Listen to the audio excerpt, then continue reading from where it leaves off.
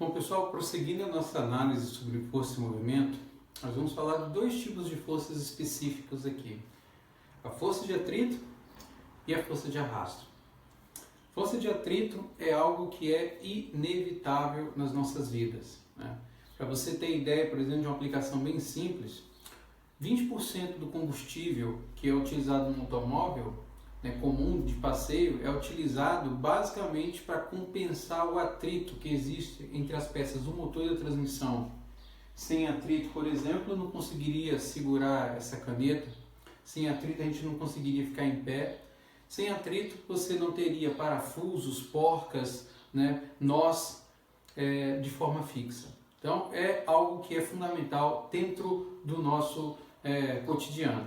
A ideia aqui do conceito de atrito é mostrarmos a representação matemática dessa função, que é uma função associada a uma força normal, e escrever a partir dessa função alguns exemplos e associá-los a algumas aplicações da vida cotidiana, de modo que a gente utilize aí um pouquinho o cálculo diferencial, usando um pouco as noções de derivada nas aplicações, nas representações que envolvem desenvolvimento matemático, mas sobretudo identificando onde que ele vai aparecer, em que situações ele ocorre, ok?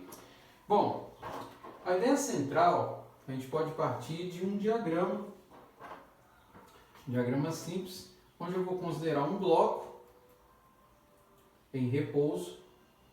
Esse bloco está equilibrado no eixo Y com a força normal e em contraposição à força de gravidade que atua para baixo. Em que condições vai aparecer o atrito? Suponha que você comece a exercer força sobre esse bloco, ou se porventura você está na sua casa, você tem uma cadeira próxima e você exerce força sobre essa cadeira.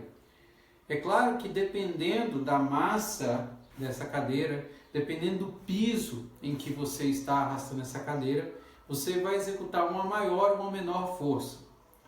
Essa força aplicada, ela é contraposta por uma força paralela a ela.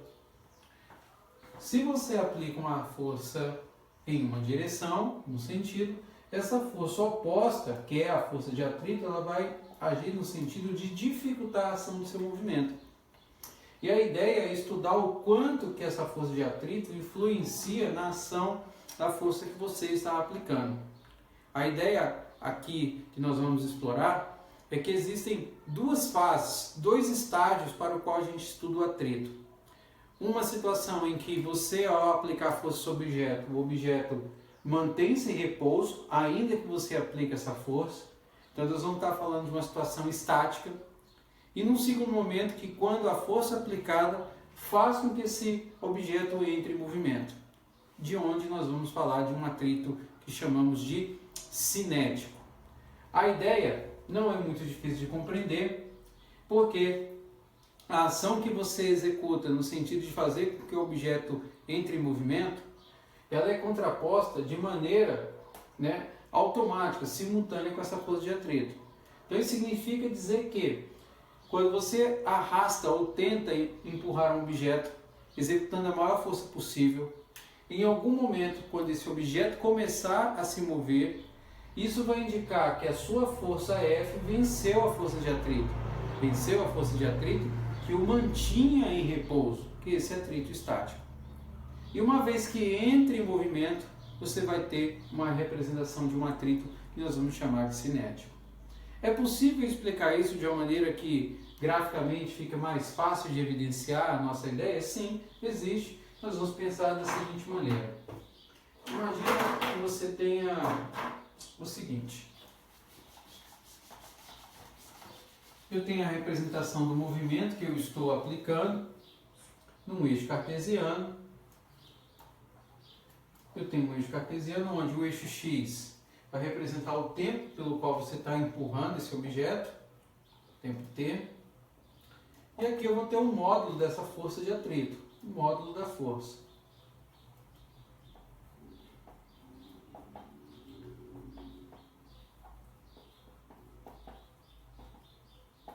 O que vai acontecer numa situação prática?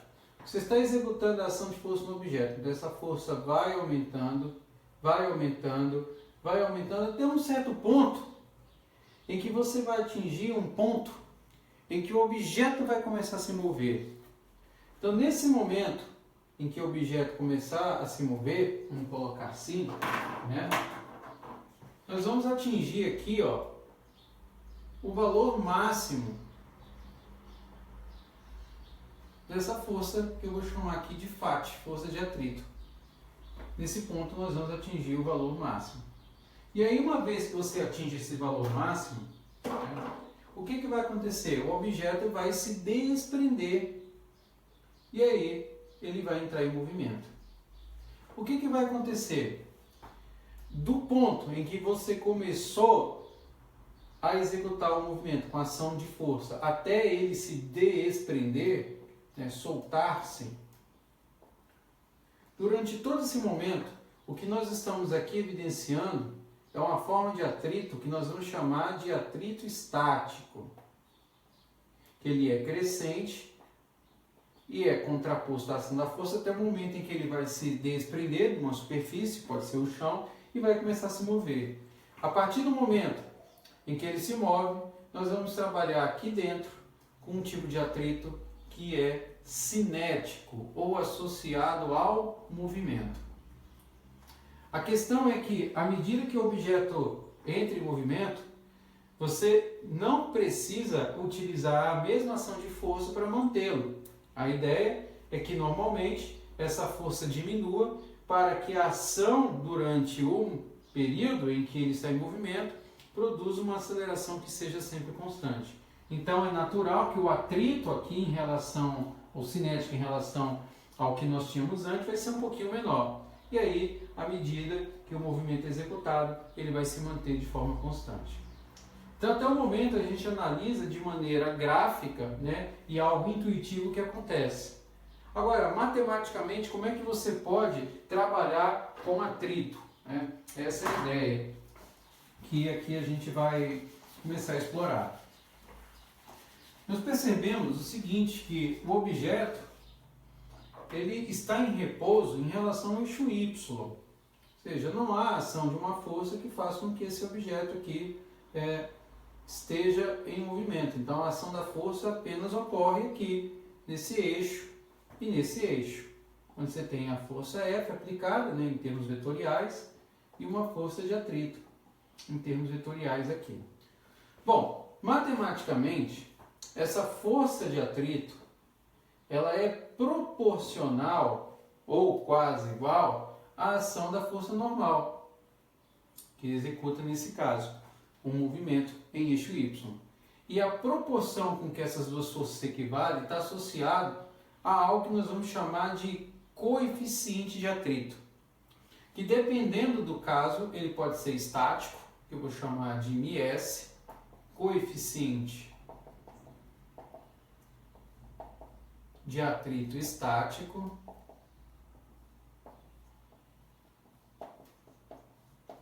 que seria a nossa equação 1. E quando ele está em movimento, esse tipo de coeficiente torna-se cinético, ou μ subíndice K, coeficiente de atrito cinético.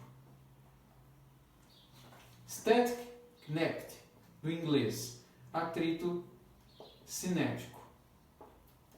Então, nessas duas condições é que nós vamos trabalhar o conceito associado à ideia de atrito.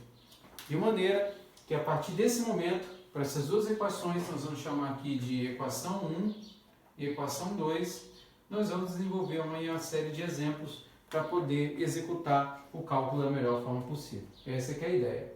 Então, um associado a estática, outro associado a movimento. Ok? Então, vamos lá. Vamos pensar agora em alguns exemplos, de modo que a gente, né, execute aí algumas expressões, né, algumas contas que envolvam esse conceito de atrito. Então, o primeiro exemplo, onde a gente pode usar atrito, pode ser explicitado da seguinte maneira. Imagina um veículo que está em movimento e por algum motivo ele, de forma muito brusca, aciona os freios. Então o que vai acontecer? As rodas vão travar e o carro vai o quê? Deslizar pelo assoalho, né, da pista de rolamento. Então você vai perceber que devido ao contato, né, do assoalho com a borracha, pedaços de borracha vão se, né, impregnar, vão ficar presos à estrutura asfáltica, gerando aquelas marcas de derrapagem. Isso é muito comum em situações em que você tem que frear bruscamente. Pois bem, imagina que nós tenhamos a seguinte situação: um veículo está se locomovendo numa pista, né,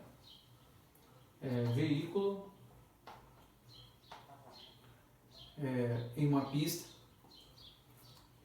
ele freia bruscamente, né? E vamos colocar ele aqui, né? Vamos colocar o veículo aqui como um ponto material, né? Esse veículo freia e as marcas de frenagem que ele deixa na pista se estendem por uma distância de 290 metros. Vamos colocar isso, 290 metros. Ele está aqui nessa posição inicialmente e ele vai parar aqui. Posição inicial, né? Vamos colocar aqui, posição inicial, posição final. E aí, durante esse espaço em que ele freou, as marcas deixaram aí no asfalto uma distância de 290 metros.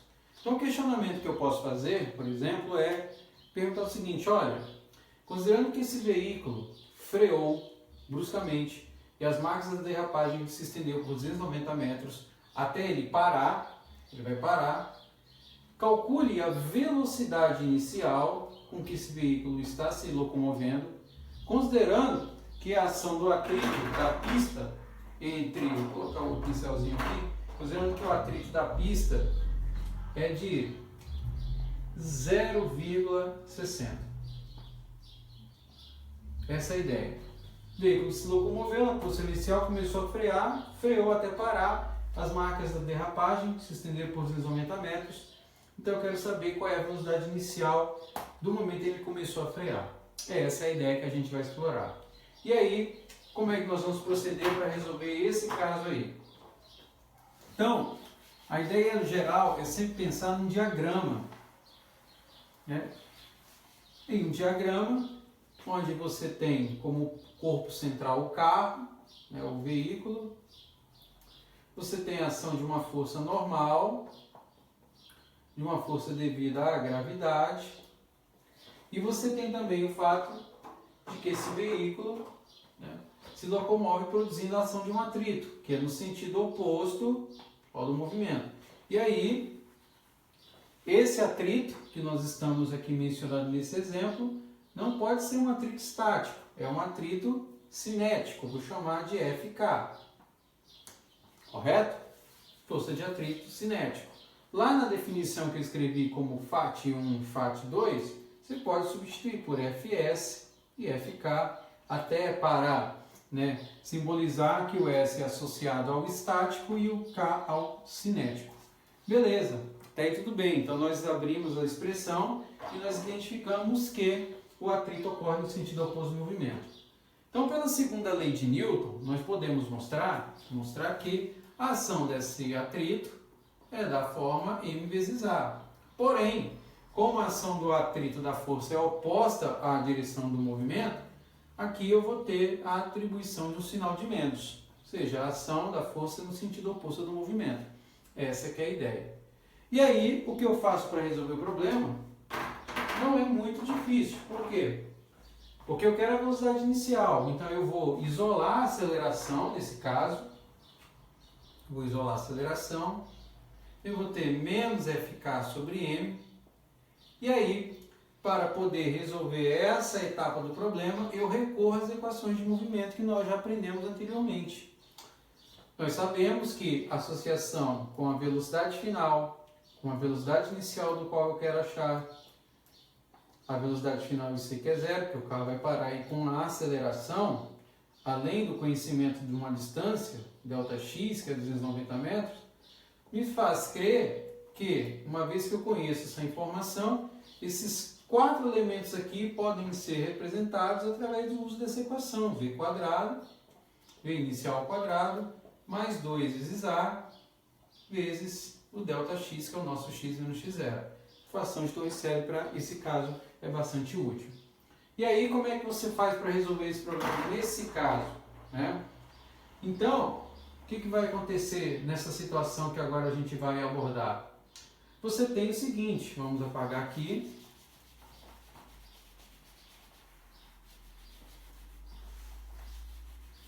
Que a velocidade final é zero, então 0 ao quadrado, então vai ficar v0 ao quadrado, mais 2a vezes ΔX.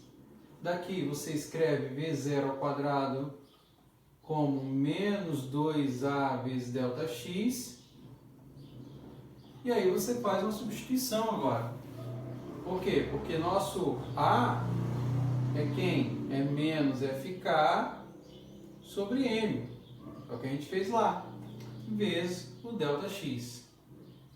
Mas o nosso FK, a gente sabe, menos com menos é mais, ele é quem? É μ, subíndice, no caso K, associado à força normal, né? Sobre M, vezes o ΔX. E aí, para poder resolver essa associação, né, que no caso vai ser calculada pela contraposição da força normal, que é devido à ação da gravidade, o que vai acontecer no processo? Eu vou fazer uma outra substituição. A força normal ela é equilibrada pela força G, e nós sabemos que a ação da força G é da forma M vezes G. Então daqui eu vou ter que V0 ao quadrado é igual a 2 vezes o μ vezes essa força normal, que é M vezes G, dividido por M, e que multiplica o ΔX. Daqui eu cancelo M com M, e aí eu tenho que, no nosso caso agora, o V0, ele vai ficar escrito como sendo que 2 vezes o μ vezes o G vezes o ΔX. E tudo isso dentro de uma raiz quadrada. Portanto, a velocidade aí, velocidade inicial, vai ser igual a raiz quadrada de 2 vezes 0,6 vezes o G, que é 9,8, vezes o ΔX, que é 290. Então, fazendo os cálculos aí, a gente precisa de uma calculadora agora para gerar essa função. Multiplica 2 por 6 por 9,8 vezes 90, dá em torno aí de 58, aproximadamente 58 metros por segundo. Para ter uma noção mais clara, multiplicando esse cara aí por 3,6, né, nós teremos aí um valor de aproximadamente 210 km por hora. Então, essa é a velocidade para o qual, a partir do momento em que o veículo começou a frear, produziu as marcas de 290 metros até ele cessar, até ele parar. E aí nós usamos pela primeira vez o conceito de atrito, trabalhando com caso cinético. Beleza? Vamos fazer mais um exemplinho aqui. Vamos montar outro exemplo agora, um pouco mais amplo.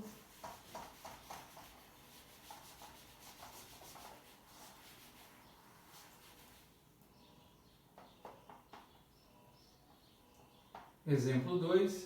Separei aqui o seguinte exemplo da seguinte forma. Imagina que eu tenho um bloco, né, um bloco de massa M, 3 kg. Esse bloco, ele escorrega, desliza por um piso, enquanto uma força F, bloco de massa M, desliza, enquanto uma força F de módulo 12 newtons é aplicada fazendo um ângulo θ, formando um ângulo θ com horizontal. E aí eu menciono mais duas coisas. Ele fala de um coeficiente de atrito cinético entre o bloco e o piso. Então eu falo de um coeficiente de atrito cinético da ordem de 0,40. E mais adiante eu faço o seguinte questionamento. O ângulo θ pode variar de 0 a 90 graus, ok? De 0 a 90. A questão aqui, o objetivo é qual é o valor de θ, para o qual, tal qual, o módulo de A, o vetor A de aceleração, módulo de A, né? Já estou colocando aqui que a aceleração do bloco é máximo, o módulo de A do bloco é máximo. E aí, claro, se eu estou mencionando essa representação, é necessário aí pelo menos que você tenha um desenho para apoiar as nossas evidências, né? Então, eu estou pensando, na verdade, numa estrutura geométrica dessa natureza. Tem uma força F que é aplicada, está aqui uma força F, e que ela, né, produz aí, em relação à horizontal um ângulo θ. Então você está aplicando a ação da força nesse bloco, uma força de 12 newtons, o bloco tem massa 3, tem um atrito cinético aí de 0,40, então eu quero o valor de θ para o qual o módulo de aceleração desse bloco seja máximo. Essa é a ideia que a gente tem que explorar nesse caso aí para resolver o problema. Então vamos lá. Esse problema aqui vai envolver algo que para nós já é bem comum, que é decomposição, né? Então vamos pensar agora de uma maneira, né, geométrica, usando um diagrama. Imagina você tem o nosso bloquinho aqui. Esse bloco tem a ação dessa força, então você vai pensar aí em uma decomposição. Ou seja, você tem uma força Fy, você tem a ação de uma força Fx. Você sabe também que existe a ação da força normal, que está aqui, em contraposição à ação da força da gravidade. Ok? E você sabe que tem o quê? Uma força de atrito cinético, que é oposta aqui ao movimento. Então, no primeiro momento, você vai decompor e mostrar quais são a ação das forças que ocorrem tanto no eixo Y quanto no eixo X. Então, é natural que a gente pense aqui o seguinte, olha, se eu tenho a formação de um ângulo θ aqui, que é o tal do θ que ele quer explorar, ele está mencionando que eu posso escrever seno de θ como sendo a razão entre o cateto oposto, no caso Fy, sobre a hipotenusa, que é o F. Então, Fy é igual a F seno θ. De modo análogo, você faz para o cosseno de θ a mesma conta. Então, você tem cateto adjacente, F de x sobre F, e aí você produz o F de x como F cosseno θ. Tá. Uma vez que você fez isso, então você vai decompor, você já decompôs, então você vai analisar a soma das forças, analisar as forças, né? Todas as forças envolvidas nos eixos. Então você tem aqui no eixo Y duas forças, uma normal e uma Fy que a gente abriu, que está aqui, que é o F seno θ, e em contraposição a ação da força Fg. É claro que no eixo Y esse bloco está em repouso, então pela segunda lei de Newton, a ação dessas forças, como está em repouso, produz um valor igual a quanto? A zero. Então como é que a gente expressa isso? Olha, a gente coloca todas as forças envolvidas. Então eu tenho o seguinte, nós vamos expressar da seguinte maneira. Tá? Então você tem uma força normal, uma Fn, você tem uma força F, seno θ, você tem uma força mg devido à ação da gravidade, e como esse bloco está em repouso, a aceleração dele é nula, então aqui é zero, em repouso. Por um outro lado, no eixo Y você tem o quê? Você tem um F associado a cosseno de θ, menos a força de atrito cinético, e que isso, naturalmente, é dado de que forma? Pela segunda lei de Newton também, como ação da massa vezes a aceleração. Aqui já não é zero. Então, o que eu preciso fazer? Eu preciso, de algum modo, manipular essas expressões de maneira que eu consiga evidenciar o cálculo que eu quero obter, que é gerar essa expressão de θ, identificando qual valor que vai maximizar. Então, como é que eu vou fazer isso agora, né? Então, primeira coisa é tentar isolar o A a partir daqui, em termos dessa função, e fazer a substituição das funções que eu tenho aqui na estrutura de baixo. Então, como é que eu vou fazer esse processo? Como é que eu vou executar essa parte do problema? Então, eu vou fazer o seguinte, eu venho aqui e vou dizer para nós aqui, olha, chamar isso aqui de equação 1 e isso aqui de equação 2. Eu sei que eu posso isolar o Fn e não é proposital, não é aleatório, é proposital. Fica mg menos f seno de θ. E aí por que eu estou mencionando em isolar esse cara? Porque eu sei que o meu FK aqui, ó, nosso FK é quem? É o Mi associado com a força normal. Olha só, força de atrito cinético é isso. E aí o que eu vou fazer? Eu isolando essa força normal, eu posso substituir aqui e daqui, junto dessa expressão, isolar a aceleração. Consigo fazer isso. Como é que eu vou fazer esse processo? Então vamos lá. Eu tenho que, se eu isolar a aceleração nesse processo, eu vou ter A igual a quem? Ó? F sobre M, associado ao cosseno de θ, menos quem? E aí eu faço as primeiras modificações. Mi subíndice K. Ok, é o nosso MK. Quem é o nosso Fn? Está aqui, ó. Mg menos F seno θ. Ok? Mas isso tudo, o que vai acontecer? Vai dividir também por quem? Por M. Isso aqui vai dividir por M. E aí eu vou deixar isolado o A. O que eu faço é esse isolamento, né? No que eu faço esse isolamento, eu tenho que o meu A, ele vai ficar escrito como F sobre M cosseno de θ menos Mi subíndice K, M com M cancela, então vai sobrar o G, e aqui ele não cancela, repete o F sobre M e seno de θ. Tá, cheguei até aqui. Então eu obtive uma expressão de A associando, né, a força F com a massa e o ângulo.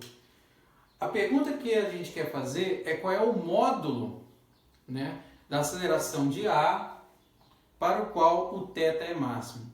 E aí, pessoal, para que a gente consiga resolver essa segundo passo de resolução do exercício, nós temos que voltar e trabalhar com conceitos associados ao cálculo diferencial.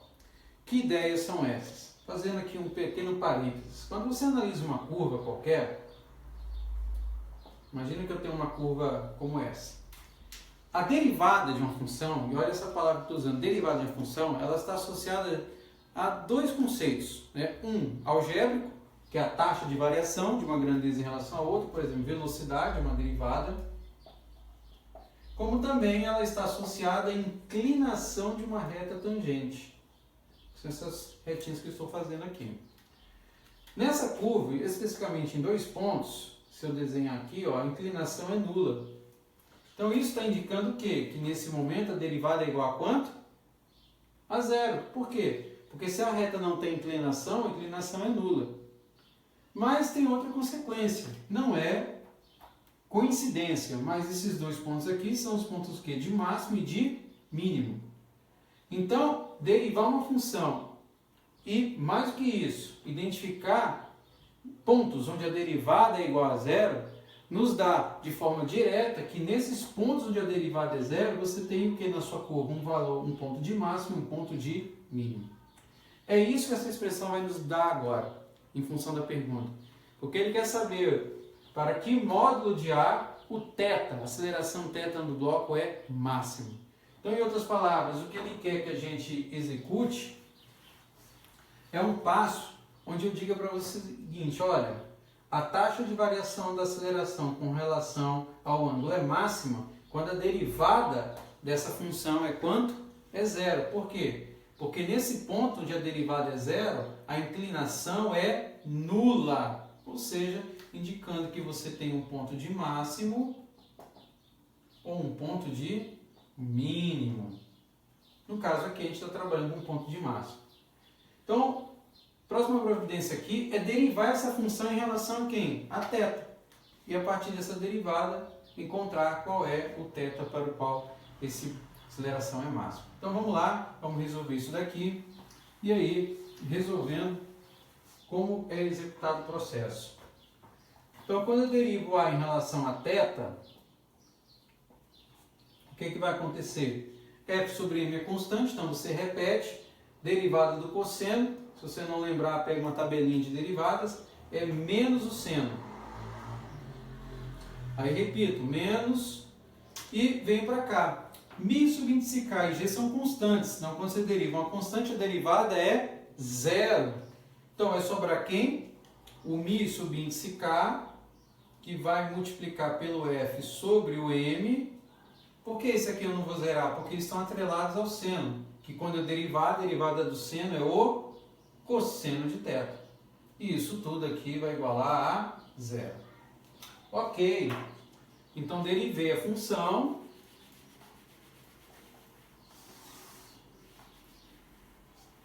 Então, nesse passo agora, eu vou igualar esses caras. Então, o que vai acontecer? Eu vou isolar. Então, vai ficar F sobre M negativo, associado ao seno de θ, igual a esse que vem para cá. Vai ficar Mi sub índice K, F sobre M, cosseno de θ. Daí eu tenho o seguinte, que eu posso cancelar F sobre M com F sobre M aqui, ó. Esse pincel já está pela hora, né? Então, aqui e aqui. Então, no que eu faço esse cancelamento, o que vai me restar agora nesse processo? Vai me restar o seguinte, olha, eu vou ter agora o menos o seno de θ associado a quem? A Mi sub índice K cosseno de θ. É essa informação que eu vou ter. E aí, tendo desse modo, essa função, o que vai acontecer? Eu vou ter o seguinte, né? Antes, deixa eu só ver uma coisa que eu tinha feito aqui. Menos com menos é mais, derivada do seno é o cosseno, mas aqui eu tinha esquecido de multiplicar o sinal, então é positivo, é isso mesmo. Na hora que eu estava fazendo lá o Mi sub índice K, que eu apaguei aqui pouco, eu esqueci de multiplicar o sinal de menos, menos com menos é mais.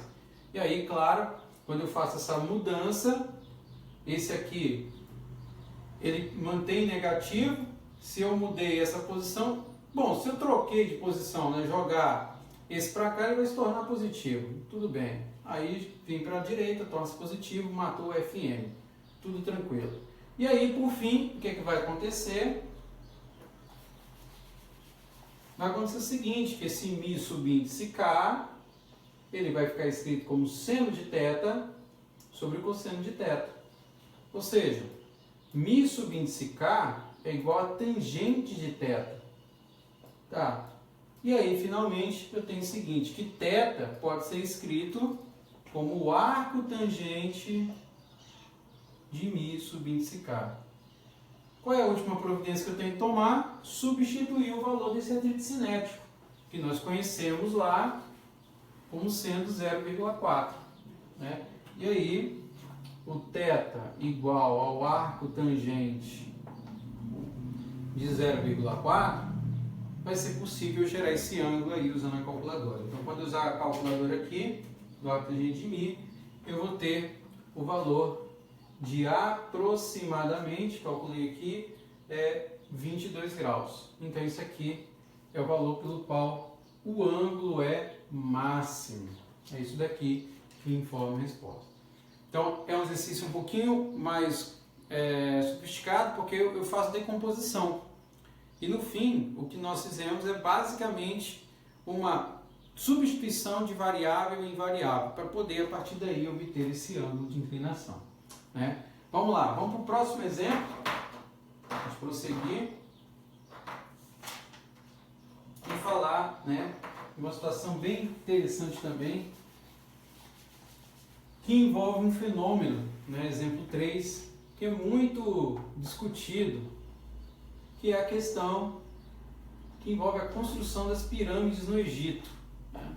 Aqueles enormes blocos, construção de pirâmides. Aqueles enormes blocos que eram içados, né, ladeira acima. Então, nesse exemplo que eu separei aqui, a ideia é a seguinte, né? Imagina que eu tenha aí uma situação de um enorme bloco, né, sendo içado acima por um conjunto de trabalhadores. Né? Então eu tenho uma representação de um bloco, né?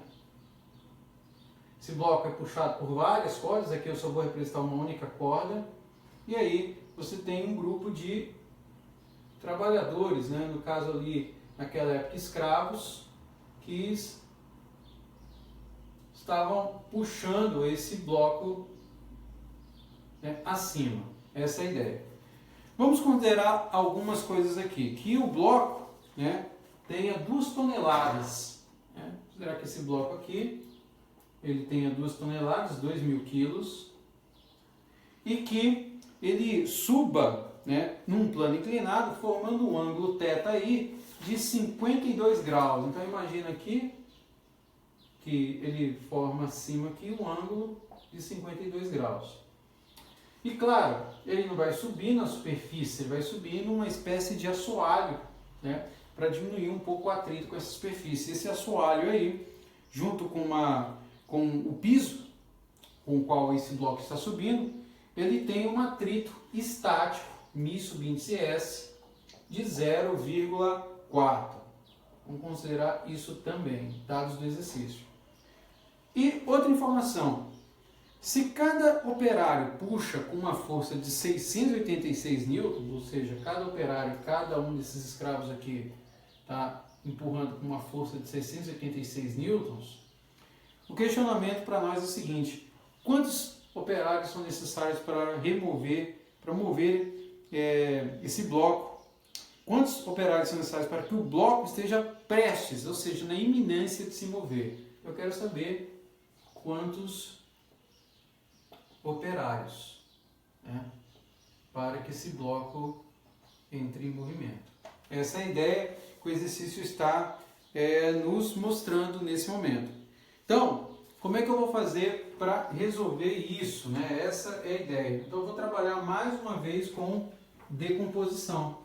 Eu vou associar esse eixo, né, e trabalhar com o plano inclinado que aqui eu tenho com base nessas informações que foram geradas. Então vamos lá. A ideia central aqui é que você tem uma ação de uma força, você tem a ação de uma outra força, ou seja, a força devida ao plano inclinado, você tem a força devida à gravidade, vou pegar um outro pincel aqui, e claro, você pode trabalhar com a decomposição delas. Então, você tem o seguinte, que o seno de θ é a associação da força em relação a x sobre Fg. Então, essa força Fg em x é igual à ação dessa força em g associada ao seno. Claro, como a ação da força de gravidade em contraposição à força normal é conhecida, essa força Fg é mg seno de θ.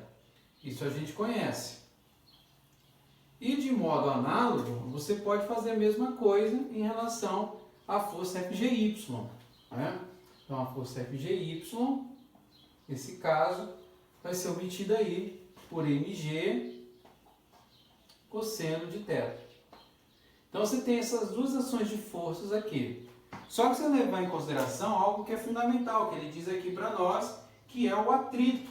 Né? Você tem um atrito estático, que está direcionado aqui, e você tem a ação da força que os homens empurram o bloco aqui acima. E levando em consideração outro aspecto, ele menciona que o atrito estático é de 0,4. Então, o que nós vamos fazer nesse processo para começar a resolver o problema? O bloco está em repouso. Apesar de você empurrar, em algum momento ele vai começar a se mover e vai subir. Então, antes de ele entrar em movimento, a iminência de se movimentar, ele estava em repouso. Logo, nesse momento, a aceleração era nula. Em relação ao plano inclinado que nós temos, quando eu fizer essa decomposição, o que nós vamos aqui obter é o seguinte. Nós temos a ação da força, né, da força F, que vai ficar escrito em termos de mg, seno θ, que eu já apaguei aqui, eu deixei anotado aqui, que em contraposição à força de atrito, ela produz aqui em massa a aceleração nula, ou seja, está se movimentando, está quase para se mover, mas está em repouso.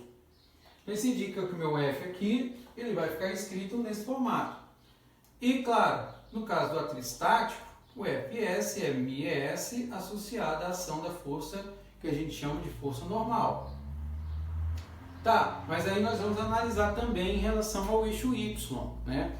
Em relação ao eixo Y, o que você tem? Você tem a ação da força normal, que está aqui, que menos mg cosseno θ vai ser igual a zero. Então, aqui nós temos Fn menos a ação dessa força aqui, que é normal, menos mg cosseno de θ, que é igual a zero. Então, se eu isolar aqui a minha força normal, ela vai ser igual a quem? A mg cosseno θ. E aí você vai começar a ter uma orientação sobre o exercício. Por quê? Eu já tenho a força normal, eu sei que eu posso trabalhar com ela aqui, e que por sua vez eu vou ter associação com a força F que está aqui. Não é necessário observar que daqui eu posso tirar a ação dessa força? É isso que nós vamos fazer a partir desse momento. Então daí o que vai acontecer agora? Vai acontecer o seguinte, eu vou isolar essa força F, essa daqui, então você vai ter lá a associação de mg seno θ mais a força F, essa força de atrito. Mais essa força F de atrito é o quê?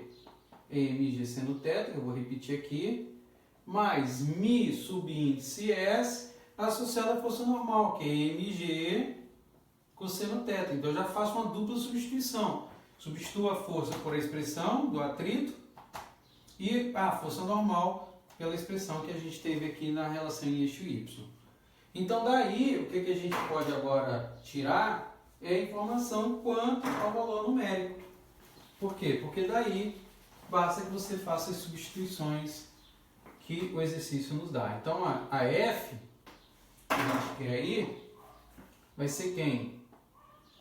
Posso colocar, não precisa colocar em evidência, mas se eu quisesse, é a massa, 2000, gravidade, 9,8. Se eu abrir um colchete aqui para fazer a evidência, é o seno de 52 graus, né, mais μs, que é 0,4, é isso que eu havia colocado aqui, μs é 0,4, né, vezes o mg aqui, vezes o cosseno de 52 graus. Então, pegando a calculadora e fazendo todas as contas aí, né, vamos fazer todas as contas, você vai ter um valor de aproximadamente quanto? Vamos fazer aqui, 2000 vezes 9,8, vamos abrir aqui um parênteses, seno de 52 mais, né, 0,4 cosseno de 52 graus. Fecha, fecha.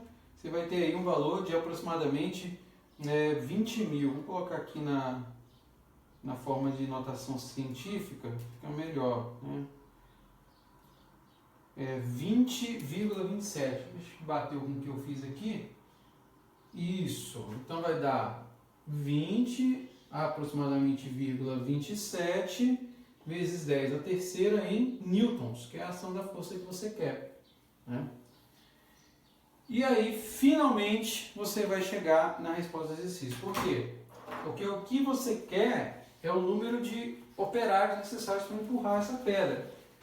Como você sabe que você tem que cada operário empurra com uma força de 686 newtons, Então 20,27 vezes 10 a terceira, que é a força que ser empregada, vai ser dividido por esse 686. Então isso daí vai te produzir um valor, vamos fazer aqui, 20,27 ESP3 dividido por 686, vai dar aproximadamente aí 29,54, arredondando, aproximadamente 30 operários. Ou seja, 30 operários seriam necessários em uma situação hipotética para que você consiga arrastar esse bloco ladeira acima na pirâmide, considerando que ele tem 2 toneladas. É isso, que é mais uma aplicação que nós trouxemos aí em relação ao atrito, né? Essa é a ideia. Com isso, agora a gente pode falar de um outro tipo de força que é interessante também nas análises que nós faremos, que é a força de arrasto. Né? Força de arrasto e o conceito associado, que é a velocidade terminal.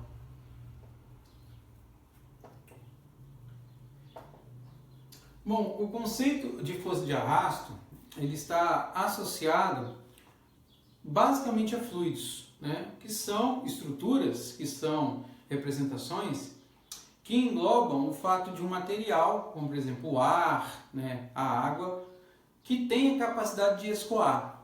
Né? Quando esse material escoa, tem essa propriedade de escoamento, eles escoam naturalmente uma velocidade.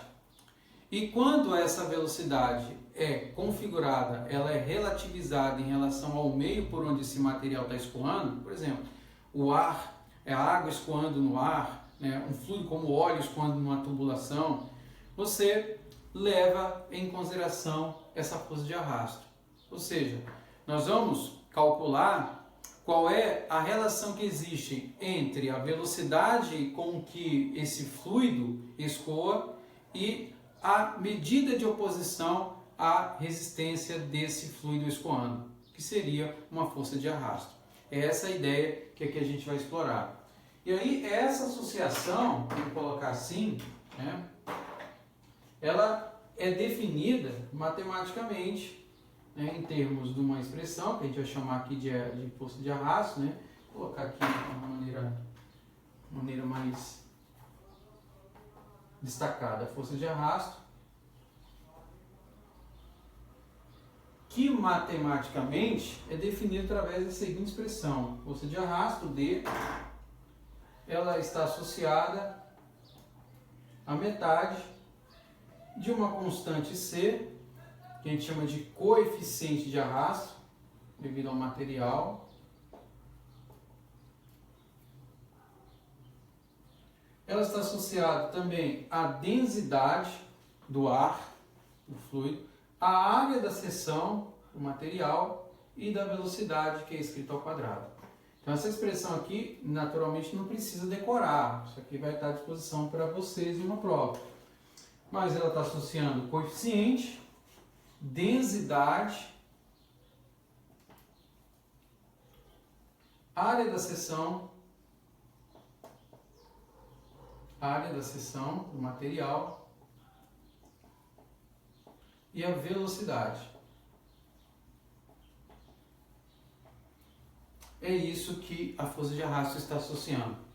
E a ideia é explorar como que essa relação ela se relaciona, por exemplo, com a ação da força de gravidade.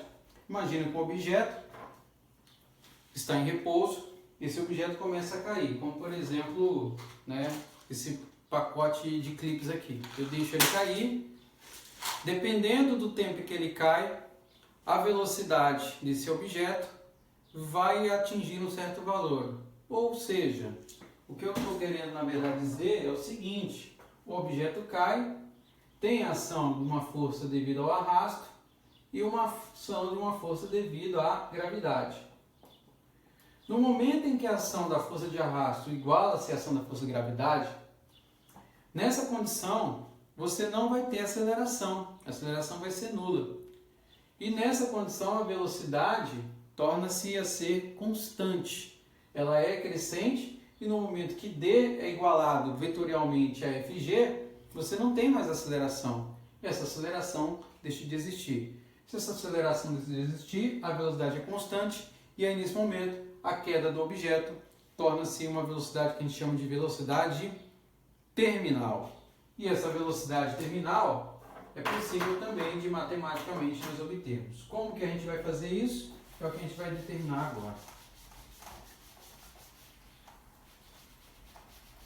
Então, imagina, por exemplo, um paraquedista. Um paraquedista salta de uma certa altura, não é aleatório, ele tem que atingir uma certa altura, por quê? Porque em algum momento a ação da força de arrasto em contraposição à força de gravidade vai tornar com que a velocidade dele seja constante. E essa velocidade constante, essa aceleração que é constante, aceleração nula que vai produzir uma velocidade constante, vai gerar o que a gente vai chamar de velocidade terminal. Bom, nesse caso, o que vai acontecer? Nessas condições onde a aceleração é nula, então D vai ser igual a FG. Tá, mas o D é o que a gente acabou de escrever, que é meio de ρ CaV quadrado igual a FG, que é a ação da massa vezes a gravidade. Daí, o que eu vou fazer aqui é apenas isolar o V. Então, se eu isolo o V, vamos escrever V quadrado igual a mg. Esse 2 que está aqui dividindo passa para cá multiplicando, então vai ficar escrito aqui como ρC vezes A. Por fim, essa velocidade que eu quero, ela vai ficar escrita como velocidade igual, vou apagar esse pedacinho aqui, a duas vezes a ação dessa força de gravidade, ou mg, associada a ρ vezes C vezes A. Então essa expressão aqui é a expressão da velocidade que nós chamamos de velocidade terminal. Ou seja, velocidade com que o objeto, a partir do instante, ela não se modifica mais.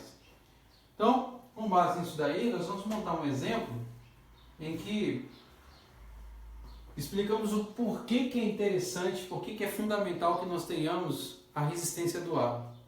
A ideia do exemplo é, por exemplo, você avaliar a velocidade com que uma gota, que cai de uma nuvem de uma certa altura, chega até o solo.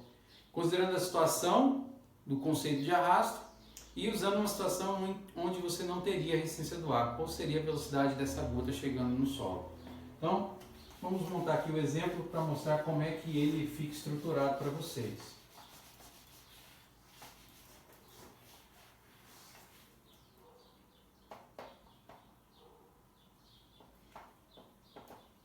Então, a ideia seria a seguinte, eu tenho uma gota de chuva,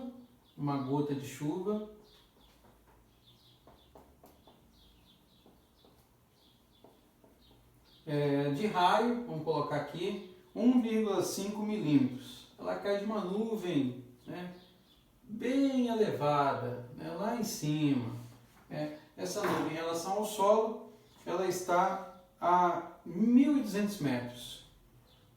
Então está aqui o solo, nível do mar, 1.200 metros. 1 quilômetro e 200. Então está aqui uma nuvenzinha, uma gotinha com uma nuvem. Digamos que o coeficiente de arrasto também seja conhecido, da ordem de 0,60. E vamos supor que ela permanece esférica durante a queda. O conhecimento dessa informação é fundamental. E que nós tenhamos aí a massa específica, a densidade da água, que é 1.000 kg por metro cúbico. 1.000 kg por metro cúbico. E que nós tenhamos aí a massa específica do ar, ou seja, o ρ da água e o ρ do ar. Densidade do ar aí de 1,2 kg por metro cúbico. Essa é a ideia. O que nós vamos querer aqui nesse exemplo? Qual é a velocidade terminal da gota? Então, vamos colocar aqui dois itens. Velocidade terminal. Então, se eu quero a velocidade terminal, eu vou ter que trabalhar com aquela expressão que nós acabamos de demonstrar. Tá? Então, voltando nela, o que eu tenho, vamos escrever aqui ó, que a velocidade terminal, ela é uma raiz quadrada, 2 vezes mg ou 2 vezes fg, tanto faz, né? De c, rho, a. Isso tudo dentro de uma raiz quadrada. Essa é a ideia. Né? E aí, a primeira providência que eu vou ter que tomar é o seguinte, essa ação da força está associada ao quê? A massa vezes a gravidade. Beleza. Mas por que eu começo por aí? Porque ele me dá a informação da densidade, ou da gota, que está associada à massa. E que, por sua vez, envolve também o formato da gota. Ele menciona que o formato da gota é de uma esfera. Olha, densidade, massa e esfera que possui um volume, isso se relaciona. Não se relaciona? Sim, se relaciona. Então eu sei que densidade é massa sobre volume. Então eu posso escrever a massa como ρ vezes V. Tá, mas qual é o volume de uma esfera? Aí, claro, não há necessidade de você decorar isso, mas nós podemos colocar aqui que o volume da esfera, esse pincel aqui já foi embora, esse aqui também já foi, é de 4/3 de πr ao cubo. Tá? 4/3 de πr ao cubo. E aí o que você vai fazer? Você vai linkar esse volume com o ρ, que você conhece, para obter a expressão da massa. Então, fazendo isso, o que vai acontecer? Então, o m da massa vai ficar ρ vezes 4/3 de π vezes r ao cubo, e que vai associar a força Fg agora dessa forma. Né? Ρ, 4/3, né? Vamos colocar aqui, 4/3 de ρ π r ao cubo vezes g. Tá aí a ação da força que a gente tem. Tá, beleza. E agora? Agora o que a gente tem é o que ele está pedindo aqui. Ele quer a velocidade, né, da gota. E isso tudo que eu tenho é a ação da força de gravidade relacionada à gota de água. Tá? O que eu vou fazer? Eu vou jogar nessa expressão. E no que eu jogo nessa expressão, a gente mata o exercício. Por que mata o exercício? Porque você vai ter todas as informações que não foram usadas agora para serem empregadas. Então, como é que vai ficar isso daí? Vai ficar do seguinte modo, né? Vamos apagar isso aqui. A velocidade, então vai ficar igual a 2 vezes, vamos colocar aqui, 2 vezes 4/3 ρ do A, π vezes r ao cubo, vezes g, e fecha aqui. Por fim, aqui você tem o C, o ρ, que é o ρ do A, e a área. Como a área da seção é uma área de uma seção geométrica, que é uma esfera, então a área é de uma circunferência. Pensando aqui como πr ao quadrado. Claro, tudo isso aqui está associado a uma raiz quadrada. É isso. Então, fazendo antes das substituições e cancelamentos, o que é que você vai ter? Ó, é possível cancelar o π com esse π, o r ao cubo vai embora com esse r quadrado. Então você vai ter o seguinte, você vai ter v igual a raiz quadrada de 8 associada a ρa, a r, que ficou lá, ρ subíndice a, né, vezes g, e aqui embaixo você vai ter 3c e ρ do ar. É isso que vai acontecer. E aí, numericamente, o que você vai fazer agora é substituir os valores que você tem, né? E aí, substituindo os valores que você tem, a velocidade vai ficar escrita em termos de que resultado? Então, vamos lá. Então, vai ficar 8. O ρ da água aí, que é 1000 quilos por metro cúbico.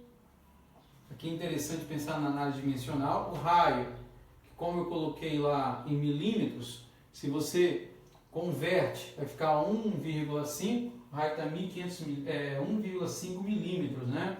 Então, quando você faz a conversão, você vai trabalhar com ele em vezes 10 a menos 3. A gravidade, 9,8. Aqui embaixo, 3. Coeficiente adimensional, que é 0,60. E o rho do ar, nós já havia colocado lá, que é 1,2 quilos. Né? Não precisa colocar aqui, já está subentendido que é quilos por metro cúbico. Então, fazendo todas as contas agora, você vai obter um valor aí, fazendo as contas aqui na calculadora, né? Fazendo tudo aqui, 8.000, 1.500, você vai obter um valor aproximado de 7,4 metros por segundo, né? Aproximadamente. O que daria para efeito, né, fazendo a multiplicação aqui, em torno de 27 km por hora, é a velocidade com que essa gota está chegando ao solo. Essa que é a ideia. Então aqui é essa velocidade dessa gota considerando essa situação, ou seja, 27 km por hora, se pegar nas suas costas um dia de chuva não vai dar nada, você nem vai sentir muito. Agora, se eu não tivesse a resistência do ar, né, se eu não tivesse a resistência atuando, o que seria no caso resolver esse exercício? Né? Então, se eu não tivesse a força de arrasto, essa que é a palavra, então esse problema reduziria se você calcular esse cara usando aí, ó, a equação de movimento, uma equação de movimento como uma equação de Torres-Segre, sem arrasto. Sem arrasto e resistência do ar, o que você teria? Velocidade ao quadrado, velocidade inicial é 0, 2 vezes g, 9,8, e aí a altura lá de 1.200 metros. Então daqui você teria velocidade, então vamos colocar aqui, ó, sem arrasto, hipoteticamente, você teria 2 vezes 9,8 vezes 1.200.